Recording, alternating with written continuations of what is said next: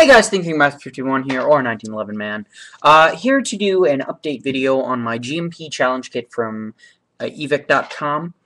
A link will be in the description below to their website, and this rifle, along with the the commando length / CQB length rifle, that can be purchased for, I believe, $230. I got mine for $200 because I got it, like, sniped it right as it went on the site, and then right after I bought it, guess what? Out of stock. Now it's back in stock, both variations. I'm not getting paid or advertising for evic.com, although my last PX4 video I was attempting to get sponsored by them. That's why it said brought to you from evic.com, so that's why that video said it. There's no influence from them in any of my videos, just want to put that out there.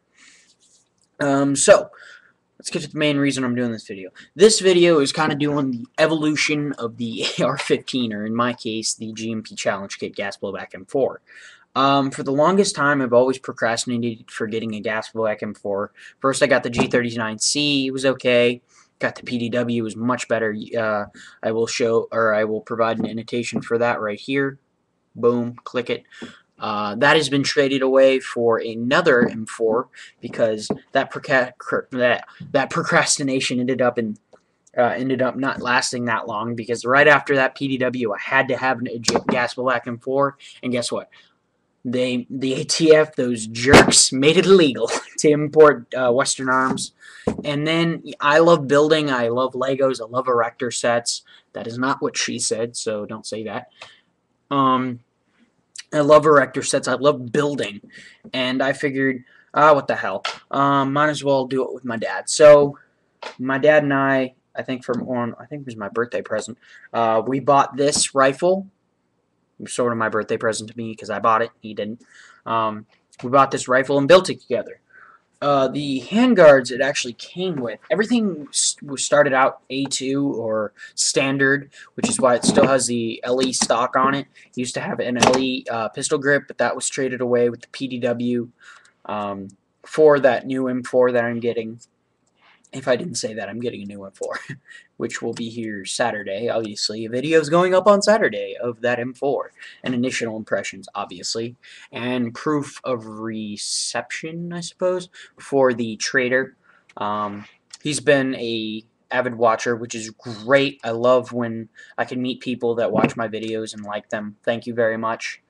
And I'm glad to the guy from the PX4 video that I influenced to buy the PX4. Another update video is going to be going up of that. I also did a update video, I think, day before yesterday. But I'm going to do another one just because I feel that clones deserve that, because they're not the best things on the market, but they're affordable. So, back to the gun. Like I said, this started out as a standard carbine, law enforcement style carbine, with just the Knights Armament Company flip-up rear sight and a triangle front sight. If you don't know about the modification I did for this front sight, I'll also provide an annotation here, right here, so you can go see that video. I will also have a link to the person that filmed that video, Meeting Flipper. His link will be down below in the description, and an annotation right here as well. So, what has changed on this rifle? I added a Knights Armament, or KAC, kind of standard milled aluminum quad rail. It's not low profile, it's sort of just generic Knights Armament Company rail. Actually, I had to do some heavy modification to it just because it was not meant for this rail. It has heavily been sanded and cut. So actually, it was rattling like a biatch. So I actually had to apply some electrical tape here. And now, nothing. So, which is great. And in the video, you might have noticed that I had a AFG on here. I got the AFG because I was interested in the idea. I thought it was a good idea. It looked nice. It was... It was a great idea. I thought maybe I would like it. I really didn't like it all that much, just because It felt a little awkward. I don't know what it was. It just didn't feel right. I couldn't quite index correctly on it. So, I mean, I ended up trading that off for, believe it or not, that M4 that I'm getting. So, yeah, like I said, this is really tough to get on here. Like I said, I ended up trading that off for that M4 that I'm getting, along with the standard LE pistol grip, or the A2 pistol grip. So, I actually installed that A2 pistol grip on that PDW. If you haven't seen my update video, that will be here. Just gotta put this stupid rail back on. This video is, I guess I haven't really said what this video is. Kind of like the evolution of this AR-15 as I have it, and just kind of give you a general update video, wear and tear, what's happening, what my plans are for it, and just generally my thoughts on it. So this video has been going on for 6 minutes. Obviously, I should have gotten to that earlier, but oh well. It's 2:31 in the morning, so screw you. But just some general, or just an update right off the bat. Guess what? Fix the dust cover. It works now. It closes. If you remember in my last video, if you haven't seen it, shame on you, sir. Annotation will be here to that video. I stated, kind of my very airsoft Christmas video, I stated something along the lines of, I like this receiver a lot because it has a working dust cover. Well, got this to work. Now it closes every time. It was bent really weird. I guess I did something incorrect when I built it originally. This was a birthday present to me from me. I saw it on evic.com and I was like, screw it. What the hell? I'll build it with my dad. So I actually bought it when it was $200 on their site. So it's a pretty good deal. Now it's 2:30. There will be a link in the description where you can buy this rifle from evic.com. They actually have two barrel lengths now. Looking back, I probably still would have bought the standard M4 carbine length barrel. I think it's, I want to say this is 14-inch barrel. I'm not sure. Because this is 12, so I think this is 14. No, I don't know what this is. They have two sizes. One's a Commando / CQB, and the other's just this variation. Now they both cost $230. I actually got this for $200 when it first came on their site. I guess they were trial and error, see how many people buy it. But actually, what led me to buy a gas blowback M4 was actually a long road of procrastination. For the longest time, I've always loved M4s. I think it was the first carbine I actually ever shot. Not bolt action, not rifle, but first carbine. Being the, I think it was might have been a Rock River. It was either a Rock River or Bushmaster. Just match air, M16A2. Can't remember. No, Rock River. It was a Rock River match M16A2, non-detachable carry handle. I love that gun. Smooth, butter smooth. So I've really always had a fascination with these. I mean, they're beautiful and they just work so well. I know AKs might be a little bit more reliable, but you know, I've seen AR-15 go 2,500 rounds before ever needing anything. And I mean a standard military load, or any care at all. A standard military load is like 200 some odd rounds and 7 magazines. But I think that's for Marines. So I mean, if a gun's able to keep trucking that long, 2,500 rounds or so, that's way past a standard loadout, which is only 7 magazines. So I mean, that's like I said, 200 some rounds. I'm not keen on math, but not at 2:34 in the morning. I'm not. So I mean, if your reliability, unless you're carrying over 3,000 rounds of ammunition, I think you're fine. So I don't really think if you have a good AR, I don't think reliability is an issue. So back to the back to the topic.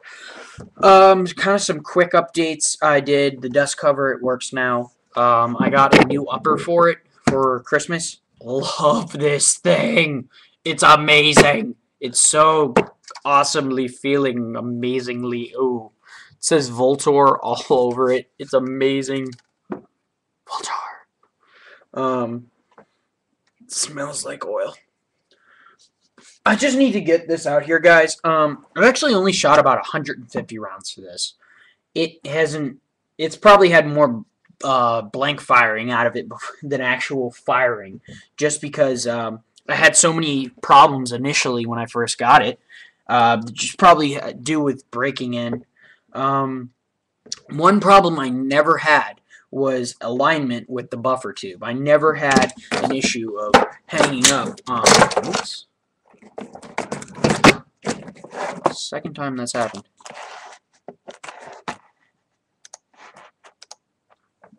Oopsie. Keep that there.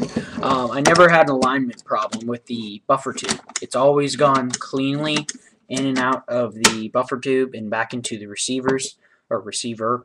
I've never had a problem like that with the AGMs. I never had that problem. Thank God.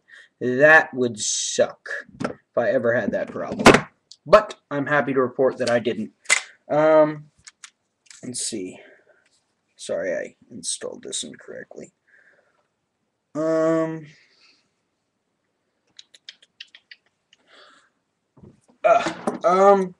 Now, something I think if you're gonna buy this rifle, you need to know right off the bat is that you're gonna need anti-rotational pins. What are anti-rotational pins, you ask? Well, anti-rotational pins are exactly what they sound like they do. They keep the pins from rotating or moving or coming out. When I first got this gun, what really hindered my ability to put real rounds down range, well, first of all, it's not a real gun. Second of all, was these pins. These pins would constantly be coming out. They'd be working their way out. I'd be going semi-auto, 3 shots. One of the pins would be working at maybe 1/100th of a centimeter, or I don't know, maybe a centimeter out, and then 3 more shots, it's 2 centimeters, and it just keeps working its way out until I heard a kerchunk, and obviously I'd be putting these back in, so I'd go full auto, and then I'd hear a kerchunk halfway through the magazine, and my pin is sitting there barely hanging in, and it just wasn't good. I looked into the issue, and really, all I've seen is you need to buy anti-rotational pins. So, guess what? That's what I did. And you know what? Those last few hundred rounds I got through this gun was because of these pins. These pins are amazing. They work. They keep the gun chugging along. Obviously, maintenance is needed. I'm going to have a complete breakdown video of this weapon because I'm getting some parts in today because it's 2:38 in the morning. So today, probably when I get home, I'm going to be filming a video of my dad and I putting the parts in this and just kind of a general cleaning video. I haven't shot anything through this ever since the fatal flaw that I will bring up next. So that really has stopped everything, and you'll see why.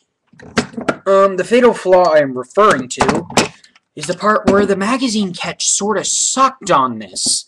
It's now I understand it was probably a lot to do with me. A lot to do with me, just sheerly for the fact that what I would do when under stress, if I were to play a game in my backyard or something, under stress, what do you do with a magazine?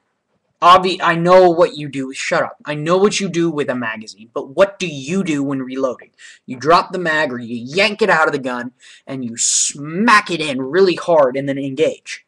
Well, I smacked it a little bit too hard and this came flying out. And actually, I think I might have this thing sitting around here somewhere. Here it is. It actually it screws in normally, but it actually just kind of broke off. It's not the best magazine catch, so I actually bought an ambi catch, but like I said, I'm going to have a video up of that probably by Wednesday. Today's Tuesday. Today's Tuesday, so about Wednesday I'll probably have it up because I'm not staying up this late again. I have the same problem, or I have a problem where once a month I can't sleep, so girls have their problems once a month, and apparently I have mine. Shut up. um, so really all that's changed is I put a rail system on here.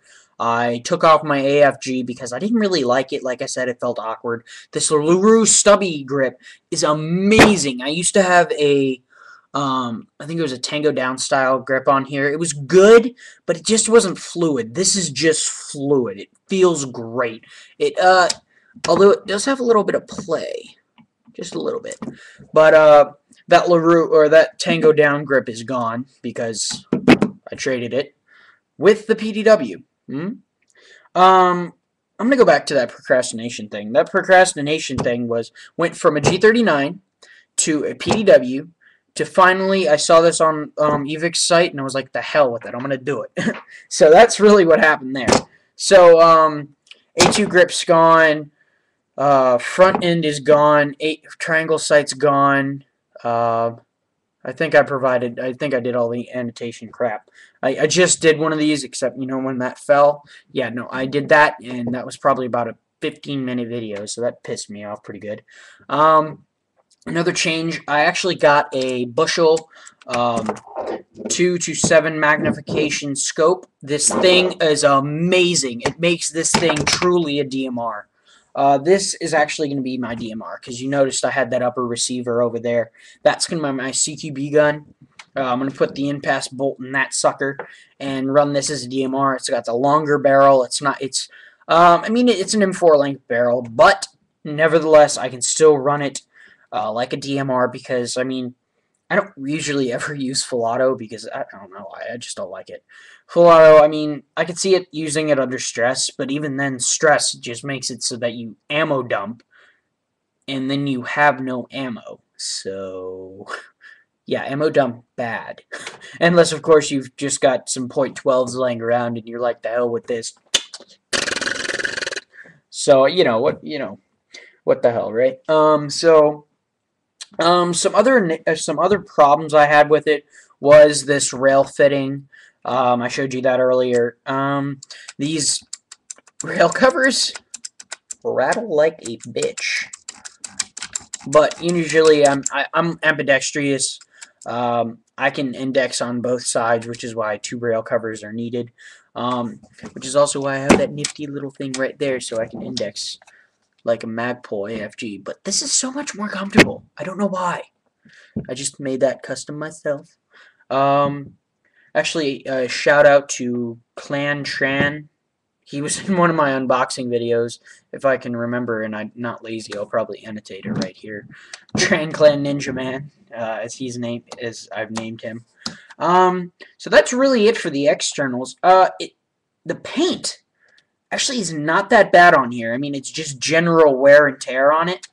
But I found latex paint because when I was first building it, I would have a hammer and just kind of like a screwdriver, and I'd be trying to hit this, and it would gouge up the sides of here. And all I did was get some latex paint. You can't even tell.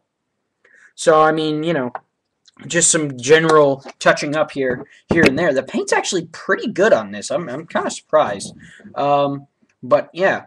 Actually, I think the rails did worse on paint than this actual body itself. So I'm going to show you the internals. I actually did a modification to this gun because one of the initial problems I had with these stupid body pins, they were a pitch to try to get out. I couldn't get them out. I would hammer and hammer and hammer and hammer. Couldn't get these suckers out. So finally, I was like, screw you, body pins, and I took the detents out. I polished everything up, and then I sanded everything down, mainly the rear body pin. The pivot body pin on the front where the receivers rotate. Pivot, obviously. I didn't polish it as much or sand it down as much, but now I got it so that you can push with a relatively good amount of force and get this rear body pin out. I found it really useful to rack it first, just because it takes a little bit of pressure out of the bolt carrier, so it's not pushing up, because it does have a little bit of pressure on there. So I'll show you that wear and stuff inside, so you can just get it out with your fingers if your fingers are willing to cooperate.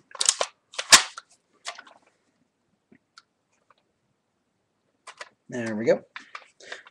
Take that sucker out, and then I'm going to take this bolt carrier out, bolt carrier out for you, and I'm going to close this up just sort of.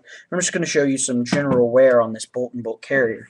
Really, this is only a bolt carrier because on the real thing, the bolt's completely different. This would be the bolt, but I mean it's not. So yeah, just some general wear and tear on here. Actually, what I did is to make it mesh better. Clean this really quickly while I'm talking. What I did to make that mesh better was I actually took some, I think 400 grit sandpaper, and I just wherever I saw a good amount of wear, what I did is I went back and I completely just sanded it down a little bit. I sanded it down just so it looked natural. But it makes it really nice because obviously where it's wearing is where it's contacting with the receiver, and so I obviously am doing, I will obviously sand there so that it is sliding better. So I mean obviously when you polish something, that's exactly what it does, or what it sounds like. It polishes it, so it makes it slipperier, makes it smoother, it makes it nicer, makes contact a little bit cleaner. So you know. This is a really nice bolt carrier. I've actually been really pleased with it. I mean, when you first get it, it's really stiff to try to get this nozzle out, which probably isn't good for gas efficiency. I mean, it's still pretty stiff. You can see I'm kind of struggling there. So I do recommend probably getting a new bolt carrier. But you can do what I did, and I mean, you can minimize this sticking. And just get some, oops, the detent came out, or not the detent, the retaining plate came out. I don't know what it's called, I'm just going to call it retaining plate. Excuse me, I just rolled some sandpaper up in like a tube, and I just went in and just did this for like 30 minutes. And so, I mean, this is better than it was earlier, so, that's just some general wear. Damn it. That likes to come out for some reason. But that's better than it used to be. It used to not come out at all. So that's nice. What I'd say is you give this gun, I'd say maybe a week or so of breaking in before you ever want to actually take it out to the field. Just because that is trash. Just because all the parts, because it is a virgin kit, like I like to call it, means it's never been installed. Usually factories like GMP, what they do is they test fire things, maybe like 50 or 1 magazine. They test fire it so they can say they test fired it for quality assurance. This is a virgin kit to get it in the United States because the ATF, those jerks, made it illegal to import pretty much every gas blowback M4. Although for some reason I've seen all of WE's gas blowback M4s, I mean not the, I mean just the open bolt ones. I've seen those lately on their website, and that blew me away. So it's nice and clean there. So you know, all right. Next topic, trudging handles. Okay. I had a problem with my charging handle when I first got this sucker. Put that over there. It originally came with this PRI extended latch. I had a big problem with it. It snapped off. This is a new one. This one came with my mid-length upper. But I'm definitely treating this one a little bit better than I treated the other one. This one's actually a replacement latch. I think I got from a friend's. No, it wasn't a friend's. I actually think I just had this laying around. This actually might be a real AR-15 latch. That's probably why it's so stiff. That's why this is on there, and which is also why I'm not using this all that much. because I'm wary of it breaking again. Just going back to some general wear and tear on this charging handle. Just general. I mean, nothing that shows really affects it all that much. I mean, the trades are pretty nice. PRI. Great charging handle company, by the way. I think. Yeah, no, good company. Even has the gas venting port. This is where excess gas from a direct impingement gas system. That's how it vents out. It's pretty cool. That's why there's a channel in here. So when there's excess gas in the bolt, or if it leaks, it just vents out the side, so it's not blasting in your face. So the gap from where the gap is in here. So that's a nice thing. So I'm just gonna grab this, put this over here, and show you the upper receiver or the lower receiver of this sucker. Okay, knock these pins out, which I do by hand. Yay!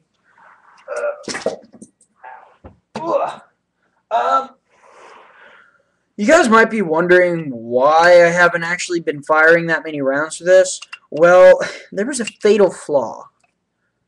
And that flaw was that magazine, so I couldn't actually do anything. So that's also why this is coming out so easily. When the hammer's cocked or cocked on this thing, it just falls out. I got a new hammer thing, so I mean, you know. And by the way, I'm sorry guys if I'm repeating crap. I have ADHD, like the B's and E's. So it doesn't, when you have it depressed because the pen's going through something and something. Let me show you some general wear on the internal parts here. Just kind of do some general maintenance while I'm yakking and yakking and yakking. And I suck at this, don't I? I get to clean up. The buffer, I kept a lightweight buffer because I figured if I'm going to try to be speed shooting, like in CQB, I don't want something that recoils all that much, which is crazy to some people, I know. But I don't think I want a lot of recoil, because if I want a lot of recoil, I'll just shoot a 22. I'm shooting airsoft, people. I don't really want all that much recoil. Now, because, I mean, for accuracy, I mean, if I'm trying to be accurate, I don't want to be trying to put my sights back on. I mean, you know, that's just my thinking. If I want recoil, I'll go to the range with my dad and shoot a real gun. But when I'm trying to get kills on the field, I don't want to be sitting there trying to recover the whole time. Well, especially for a DMR, considering I'm keeping the same lower receiver for two guns. So, it's nice and lubed still. I don't think I need to do anything else on this. Get it unnecessarily lubed up. I don't know if I mentioned this earlier, but I've actually had no meshing problems with these uppers and lowers. The bolt carrier travels nicely. It's really nice. Just show you some internal wear. The hammer has weared quite handsomely.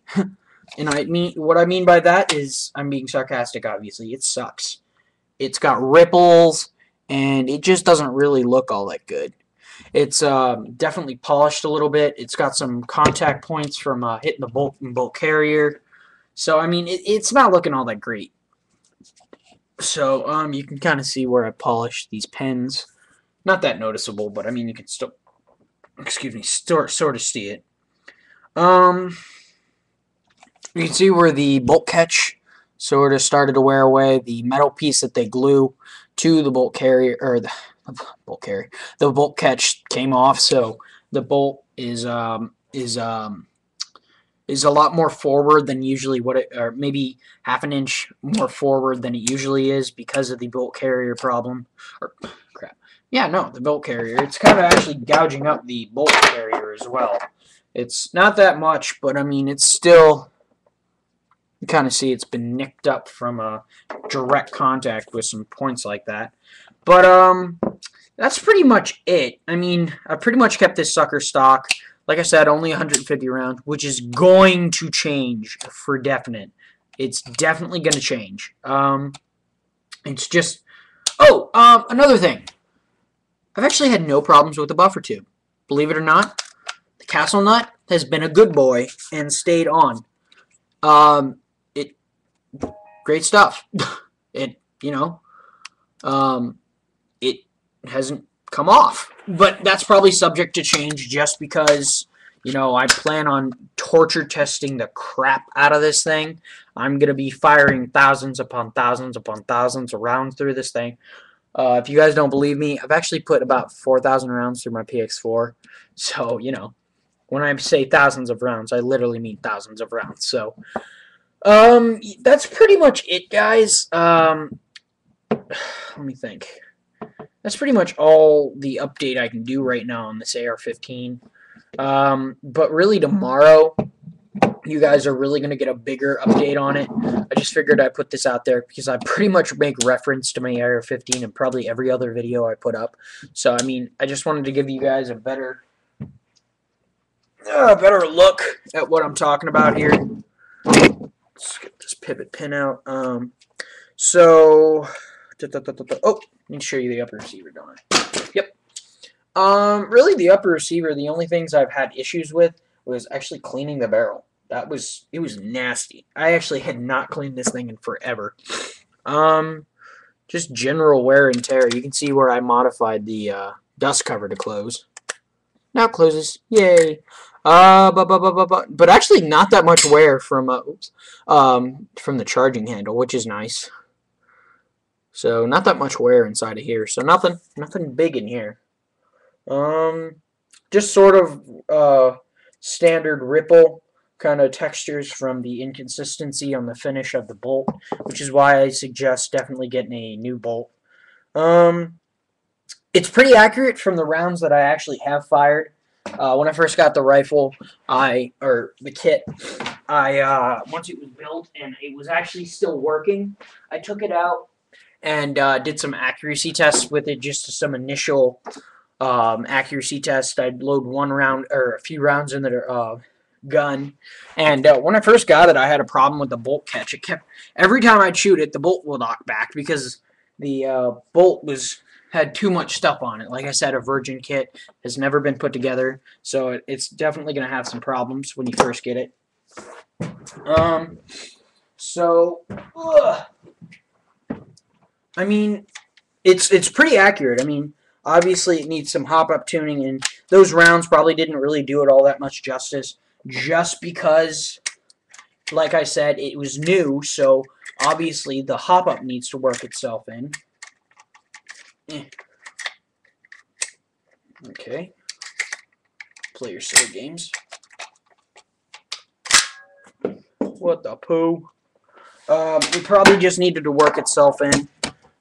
So I wouldn't be surprised if there's a complete difference in accuracy once once I get this thing completely finished. And you know what, AR-15s, I say that, but then you know what, AR-15s are never finished. AR-15s are like Barbie dolls. You never are done with them. Or Legos. You're never done with Legos. So, poop. Oh, there we go. What the hell isn't that going in?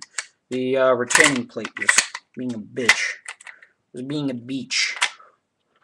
So, there we go. I haven't actually not fired any rounds through the other upper, so I will be doing a separate update / review on it because it's a completely different gun. Except, you know, not really, but, you know, it is. So, because it has a different barrel and stuff, so yeah, it does sort of qualify as a different review, and it's another excuse for me to do another review. So, I'm going to end this video, but that's pretty much it. Just thought I'd make reference because I've been talking about this thing for so long, and you people are probably sitting there going, hey, it's great, you make another reference, you ass. Don't even know what we were talking about. It's like a teaser every time I put up a video.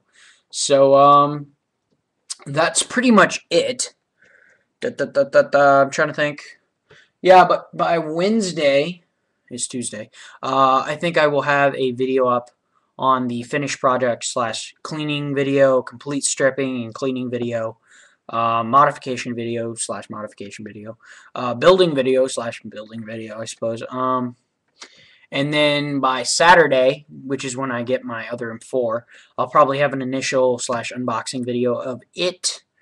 Hopefully with TranClan Ninja Man.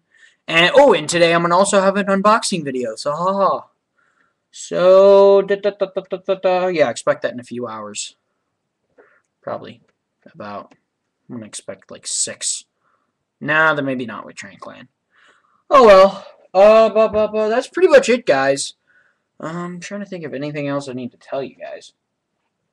I'm probably going to have a more formal loadout video coming up here in a little bit. But, I mean, other than that, oh, and I have an idea. Do you guys think it'd be a cool idea for me to start doing Transformer reviews or iPhone app reviews? Just tell me what you think, guys, and I will see you later. FPS Russia out. Have a nice day.